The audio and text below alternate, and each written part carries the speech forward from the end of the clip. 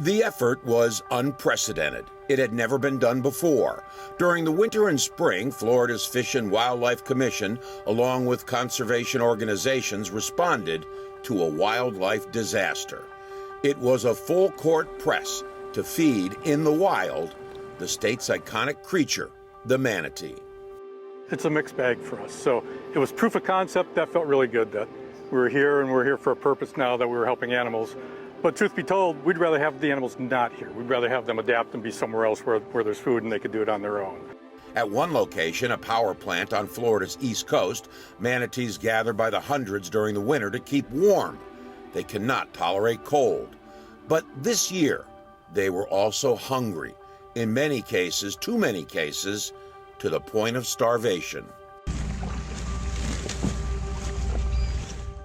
For weeks, the state's manatee response team fed them 2,500 pounds of romaine and butterleaf lettuce every day. This supplemental feeding, as it's called, was the only way to save them from starvation. So these are the two primary types of food that we're providing to the animals right now. We've consulted with a lot of our health and behavioral experts, and they've given us a thumbs up on these types. So what happened? Well, the manatee's primary source of food is seagrass. But in parts of Florida, thousands upon thousands of acres of seagrass have quite simply disappeared. We'll get back to that. But the bottom line is, when there's nothing to eat, you starve. Last year, 1,100 manatees died. That's 15% of the total population of West Indian manatees in the world. The numbers are heading in that direction again this year. Those are processed into slides. At the state's Marine Mammal Laboratory in St. Petersburg, tissue samples in jars can be counted in the hundreds. The first two numbers in 22324 is the year 2022. The last three represent the tissue sample from the 324th manatee carcass brought here from just one spot in Florida, the Indian River Lagoon. From the carcasses. Martine DeWitt is the state's veterinarian whose job it is to perform necropsies on the remains to determine cause of death. It is both overwhelming and painful. Some of the manatees look like skeletons on the outside, but that's not the worst, says DeWitt. On the inside, when we do our necropsies, you find that their tissues are dissolving because their fat is getting depleted. They still need energy, so they start depleting all their body stores. And that just turns into this gel, this watery substance. They're almost like swimming zombies. Manatees, often referred to as sea cows, are large and slow-moving. They can weigh in at over 1,000 pounds. Decades ago, cold weather events and strikes by boat propellers killed off thousands. At one point, it was estimated there were only a few hundred remaining. There are two other manatee species, the Amazonian and West African. It's unclear how many of them are left. In 1967, to keep West Indian manatees from extinction, they were put on the endangered species list. After a remarkable comeback, their numbers reaching 6,000 to 7,000, they were declassified from endangered to threatened 5 years ago.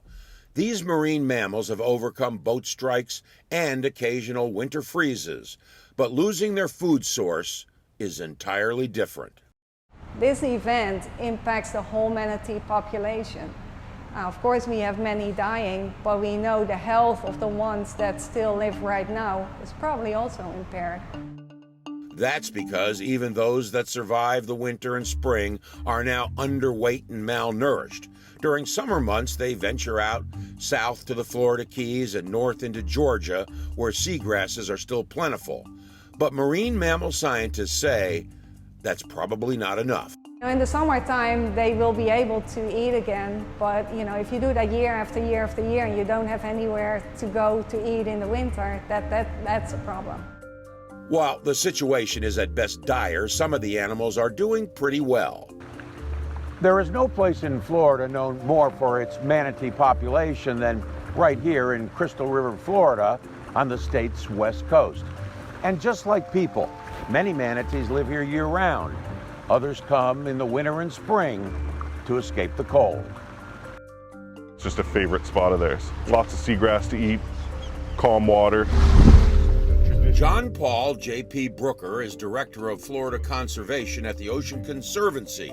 J.P. has spent his life on the state's waters. Sometimes they'll hang out over here where it's a little shallower. Crystal River is a slice of paradise, spring-fed waters, a vast expanse of wetlands and tributaries. A national wildlife refuge was established here just to protect manatees. Thanks to restoration efforts, the water is clean and the seagrass flourishing. Manatees are everywhere. Here, a classroom for learning about the gentle giants is right in the water, where you can swim alongside one. We were fortunate to see a group of half a dozen or so going through a mating ritual dance. Love was, if not in the air, certainly in the water. Crystal River, Brooker says, is an example of how the state's economy is directly tied to the health of its waters. I mean, think of heads and beds of hotel rooms for folks who are coming down just to see our Floridian wilderness. Whether it's the Everglades or the Keys, or whether it's manatee populations in Crystal River or the Indian River Lagoon, whether it's fisheries along our 800 miles of coastline and beaches, Florida's economy is underpinned by a healthy ocean and coast, and we need to protect that. You don't give up just because there's a problem. You don't give up because there's a new challenge. Mike Walsh is a veterinarian with the University of Florida's Aquatic Animal Health Program. He's an expert on manatees. There's more at stake here than just manatees. This isn't just about manatees. Manatees are very obvious. They're big. When they die, they're easy to find. But this has been going on for decades, and we're not really taking care of that balance relationship. We're missing the fish, we're affecting the sea turtles, we're affecting the dolphins, we're affecting the clams. Everything you can imagine in that environment that people have for hundreds of years relied on, we've pushed to an edge because we're not paying attention, again, back to that balanced relationship. You can't keep affecting the environment without having these kind of untoward effects. At the end of the day, it's water quality. At the end of the day, it's nutrient pollution. And all of that nutrient pollution is coming from human-borne sources. We need to fix Florida's water in order to make sure we save creatures like the manatee. So this brings us back to the disappearance of thousands of acres of seagrass meadows. The 156-mile-long Indian River Lagoon, the IRL, along Florida's central east coast, is the epicenter of this great environmental collapse. About half of the 1,100 manatee deaths last year were in the lagoon. They were the canaries in the coal mine, a tragic disaster.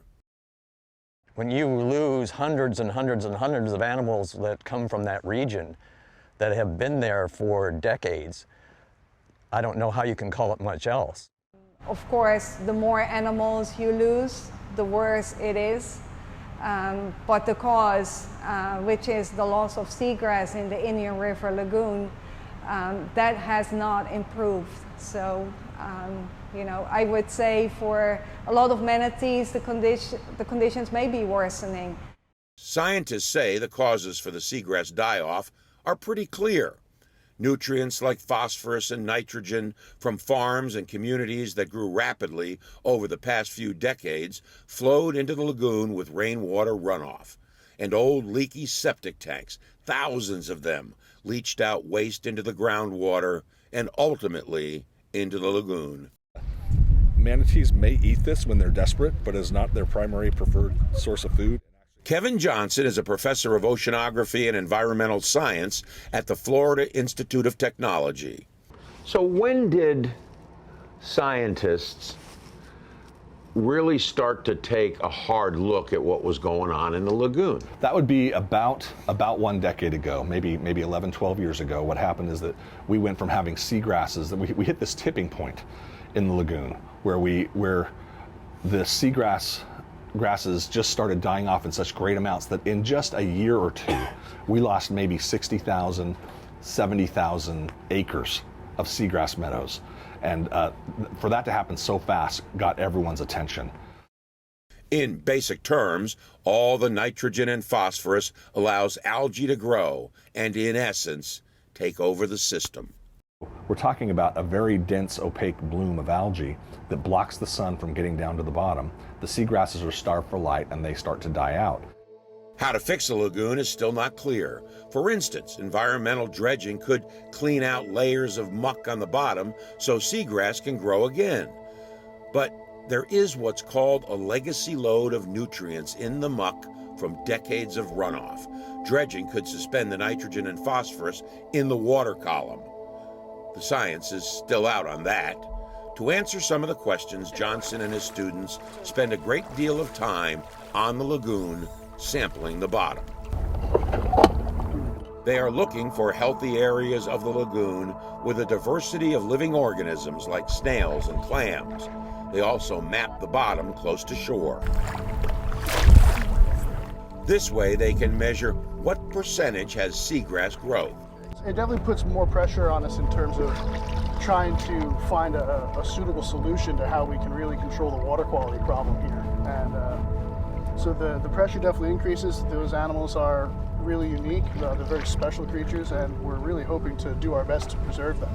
How can you be optimistic that not just for the manatee, but for the turning around of the lagoon? So I come back again to if we can get the environment in a better place, if we can get the water quality and the sediment quality to a better place, I think all of these things will fix themselves. The seagrass populations will come back. The manatees will have the seagrasses they need to eat, and those seagrasses will be sustainable because they're healthy and well rooted. Hundreds of millions of dollars is flowing in for initial studies and pilot programs from a voter-approved sales tax. But federal estimates project a restoration project of this magnitude will cost $5 billion and take 20 to 30 years to complete. The manatees and other creatures in the lagoon don't have that much time. There's going to be a continuing need, particularly as we were talking in the winter months, to assist them with feeding them. Well, I mean, feeding can be controversial. I think that we've reached a point where there's no other choice but to feed the manatees. I mean, if we want them to survive.